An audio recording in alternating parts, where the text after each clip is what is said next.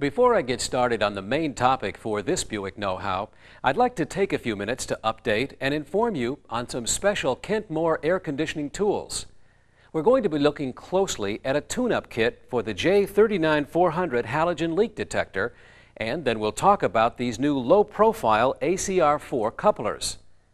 Let's check out the J39400 halogen leak detector.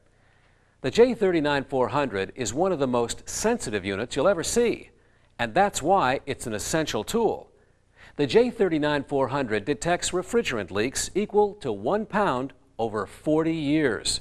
However, I know that many of you have used the unit and then after 3 or 4 weeks find that it doesn't live up to your original expectations and switch to a different make. Take another look. All it needs is a tune-up. The tune-up kit contains a heated diode sensor, probe tip filter replacements, airflow balls, a calibration bottle, cotton swab cleaning sticks, and a safety pin. The tune-up kit regains all of that lost efficiency.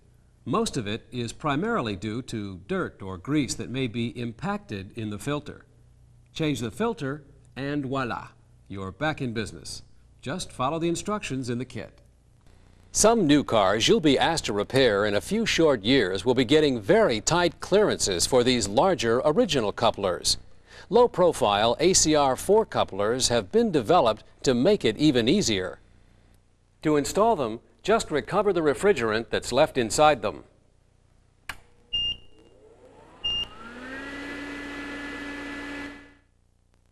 Remove the original couplers and install the new ones. ACR4 operation is the same, and you're back in business in no time. And that's about it for AC Tools. Now, sit back and check out this know-how called AC Update, Code 48 and 66, Diagnosis and Repair. Just wait, you're going to love it. By the looks of this air conditioning system, we're in for another hot one. But you'd never know that by sitting inside. Actually, it's a little too cool. I'll set her on auto and, what the? It bumped over to Econ. Hey, the guy could get hot in here. Fortunately, this can be repaired.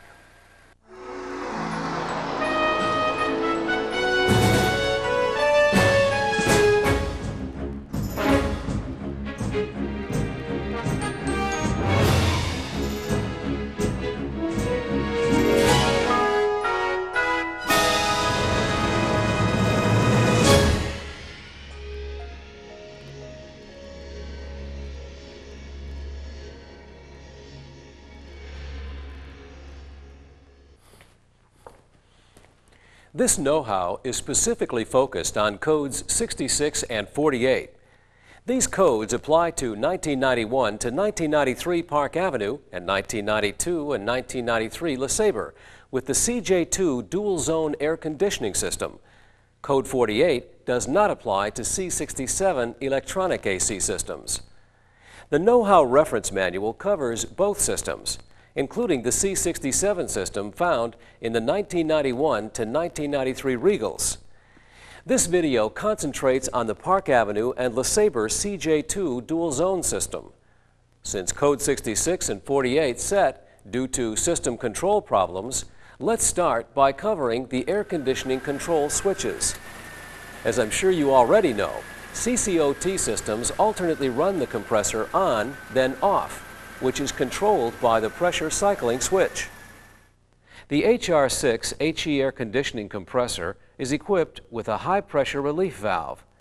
This valve vents all system refrigerant in the unlikely event that high side pressure exceeds 440 psi. Because refrigerant discharge is undesirable, the AC high-pressure cutout switch disengages the compressor clutch if compressor head pressure reaches 430 plus or minus 20 psi. Then, when system pressure drops below 200 plus or minus 50 psi, the switch closes to allow compressor clutch operation. In Park Avenue and LeSabres systems, the pressure cycling switch is the main control switch. The pressure cycling switch reacts to low side pressure. Here's how it works. The HVAC programmer makes an AC compressor on request output through the closed AC high pressure cutout switch and pressure cycling switch to the PCM. When the PCM receives this voltage, a ground is provided for the AC compressor control relay coil. When the AC compressor control relay contacts close, the compressor clutch is engaged. When low side pressure drops to 25 psi, the pressure cycling switch opens. The PCM removes ground from the relay to disengage the clutch. As low side pressure rises above about 47 psi, the pressure cycling switch closes and the cycle repeats. While the low side is limited by the pressure cycling switch, the high side is monitored by the AC pressure fan switch. The switch closes if high side pressure surpasses 210 psi. When the switch closes, the PCM energizes the high-speed relay.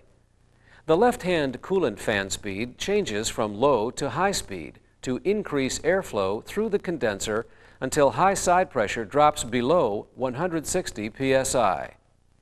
The HVAC programmer processes signals from the heater and AC control assembly, passenger climate control assembly, right-hand solar sensor, left-hand solar sensor, ambient temperature sensor, in-vehicle temperature sensor, blower control module, PCM, and driver and passenger air mix valve actuators. In the auto mode, the HVAC programmer can request AC compressor operation. Then choose air discharge locations. Maintain the selected air temperature and operate the blower motor at a speed that will provide maximum occupant comfort. The HVAC programmer also performs self-diagnostics to identify faults in the ambient and in-car temperature sensors, solar sensors, and air mix valve actuator circuits. The HVAC programmer stores this information in memory and can display diagnostic trouble codes. Code 66 can occur on 1991 to 1993 CJ2 systems. Code 66 sets when the compressor clutch cycles too fast. Typically, this happens when the pressure cycling switch rapidly opens and closes due to low system pressure. When the PCM sees this, it determines that insufficient refrigerant is in the system to safely operate the compressor. The system automatically defaults to Econ to prevent compressor damage. Here's what happens. The PCM is always counting the number of compressor on requests in any 15-second time period. The PCM times the duration of each clutch application and notes if this occurs during ignition cycle 1, 2, or 3, which I'll explain in a minute. If the pressure cycling switch cycles 10 consecutive times in 15 seconds for less than 1.5 seconds each time, the PCM labels that ignition cycle as number 1. On the first and second ignition cycle, the PCM disables the AC compressor control relay and the HVAC programmer defaults the control head to Econ. During the third ignition cycle, the PCM tells the HVAC programmer over the serial data line that a code 66 has been set. The programmer cuts power to the compressor on request and defaults the system to Econ. If this sequence of events is interrupted, the PCM resets the ignition cycle counter to 1. This explains why you see cars that cycle rapidly and default to Econ but do not show codes. For 1994, Code 66 is excluded from the PCM and HVAC programmer. However, rapid cycling may still occur. A defective pressure cycling switch, or low pressure, will cause rapid cycling and poor AC performance. Now let's talk about the other AC code, Code 48. For 1991 to 1993 CJ2 systems, Code 48 is designed to prevent compressor clutch operation if the HVAC programmer senses a long-term refrigerant loss. Well, how can a computer sense refrigerant loss? Check it out. For 1991 and 92, a feedback wire, circuit 67, is spliced between the pressure cycling switch and the PCM and is routed back to the HVAC programmer. Whenever the pressure cycling switch is closed, the HVAC programmer receives a feedback voltage indicating a sufficient refrigerant charge. Now, suppose there's a leak, a big leak. If the refrigerant escapes, the pressure cycling switch can't close. If the programmer doesn't receive feedback for 5 minutes, the system disables the compressor and sets code 48. On 91 vehicles, the system disables the compressor and sets a masked code 48. This means that the code really is set, but it's just not visible on the control head. For 1992 vehicles, the control head displays code 48. Then in 1993, the wire was eliminated. However, the PCM still communicates with the HVAC programmer, but does so using the serial data line. Now, here's a completely unrelated way that code 48 may also be caused on 1993 vehicles. You guessed it, the Tech 1. When a Tech 1 is plugged into the DLC and the AC is on, the tool may have an effect on normal communication, causing the system to incorrectly think that the AC compressor request signal has been lost. Code 48 may be set. Do not replace parts or attempt repairs. When code 48 sets because of the Tech 1, clear the codes. Well, now that we know how and why these codes set, let's fix the car. But don't just replace the PCM or clear the codes. If you do that, code 66 and 48 will soon reset, and you'll have a comeback on your hands. To resolve this condition, and I know you've heard this a million times, start with a thorough visual inspection. Check all wiring. All connectors should be firmly locked and all terminals firmly seated. The compressor clutch request circuit, one wire, passes through the bulkhead 4 times, has 11 terminal connections and 1 splice connection. That's plenty of opportunity for opens, shorts, or a poor connection. Next, look at all refrigerant lines, hoses, and connections. Check for any unusual bends or kinks. Bent or kinked components must be replaced. Look for obvious leaks, areas where dirt sticks to refrigerant oil on lines or hoses. Sometimes these are clues that lead to possible leaks. Next, determine the refrigerant charge status. At idle in a service bay, the compressor may run continuously, which is okay. On the road, the clutch could cycle up to 6 times a minute, depending on RPM, temperature, and humidity factors. The point is, watch for rapid cycling. Install a manifold gauge set and use the performance chart in the manual. If system pressures and outlet temperatures are not even close, there's probably a leak in the system, a blocked or missing orifice tube, a faulty switch, or an open or short in the wiring.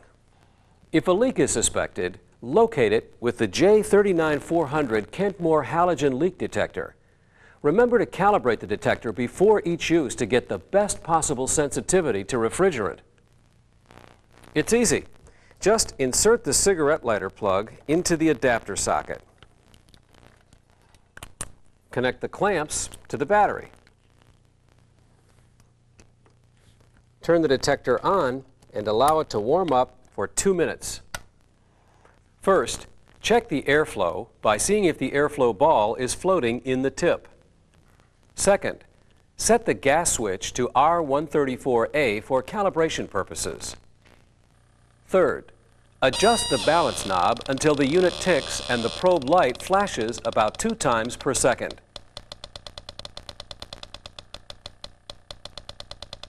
Fourth, remove the replaceable adhesive cover from the top of the R11 reference bottle. Place the probe tip over the bottle for 2 seconds. The probe should light and the unit should go to maximum pitch, then rapidly decrease to normal 2 to 3 seconds after moving the probe from the bottle. Once calibrated, set the gas switch to the refrigerant in the vehicle. Probe the entire refrigeration system at a rate of about 1 inch per second, being no more than a 1/4 inch from the surface. The unit howls and the light flashes when a leak is found. An important concern is evaporator core leaks. Sometimes corrosion can lead to leaks that are very difficult to locate. While probing the IP outlets is one way to check for a leak, another way is to check at the water drain hole. Leave the system off for 5 minutes. The heavier refrigerant gas falls from the HVAC housing through the water drain hole.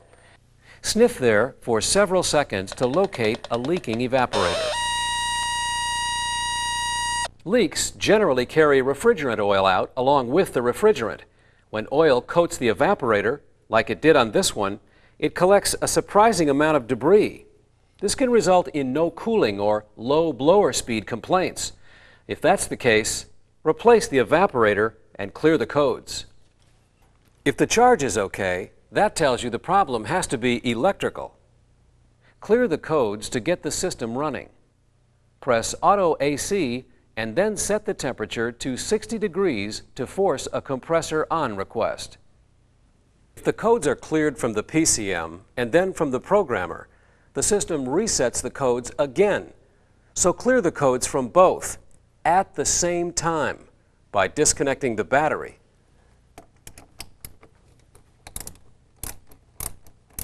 Test the HVAC programmer's 9-volt output at the pressure cycling switch by probing the dark blue wire. If you get 9 volts or better, the HVAC programmer output, wiring, and cutout switch are okay. Check the pressure cycling switch. It could be cycling too fast if it's too sensitive. This switch can be easily replaced without disturbing the refrigerant charge.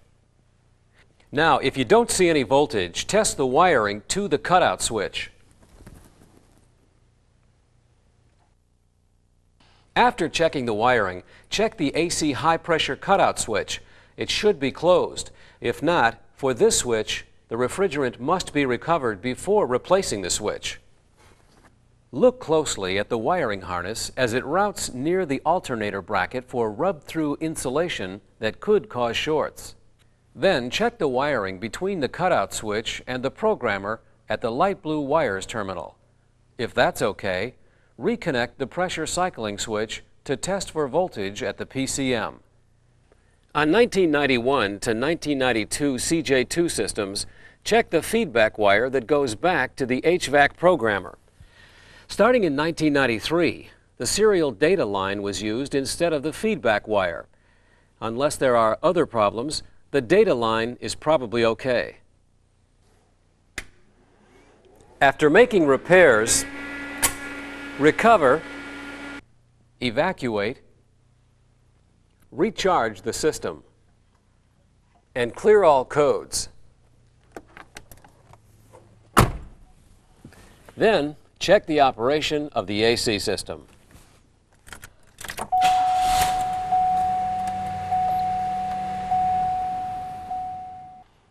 Code 66 can also be found on Regals with a 3800 engine.